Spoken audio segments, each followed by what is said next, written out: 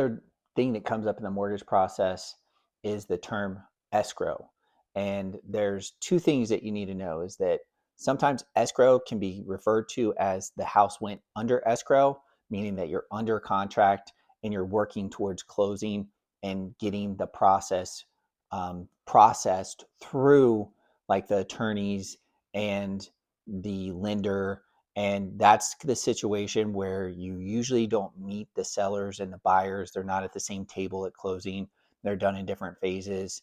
That's when a house is in escrow. It means that they're working on getting it closed out to transfer the title from one to the other, and it's with the attorney's office. That's what under escrow is. Now, there's another term that is called your escrow account. The escrow account is what actually pays your taxes and insurance. This is the one that you might be more familiar with unless you're on the West Coast, and that's when you're going to hear about escrow more. Here on the East Coast and the Midwest, you're going to hear more about escrow accounts. And an escrow account just means that your taxes and insurance are included in your mortgage payment. So you make one payment to the mortgage company once a month. A portion of it goes towards your taxes and insurance. And it goes off to the side in a little separate savings account called your escrow account. And that escrow account has a balance on it. And every statement you get, it'll show you the balance going up.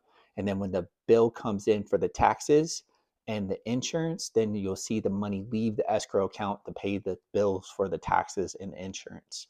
It happens through the process, and you'll see it on the next statement where the balance goes down. In the situation where your escrow account goes negative, that means that there wasn't enough money in that account to pay the tax bill or pay the insurance bill.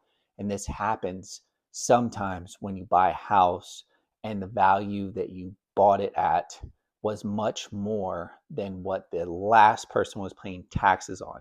So if it's a house that's been around for 20 years and the person's owned it for 20 years, the tax basis may not be near what the purchase price is that you bought it. So at that time, when you get the tax bill after the end of the first year, it may be more than was put into your escrow account, because when they start your escrow account, they can't base it on what they think the taxes will be.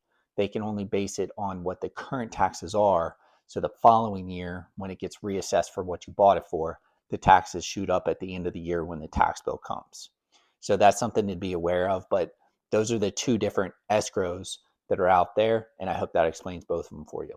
If you like this video and want to learn more, feel free to follow me and also check out some of my other videos. Usually my content deals with investments, real estate, mortgages, new construction, generational wealth, finance, impossible goals. Those are the things I like to talk about.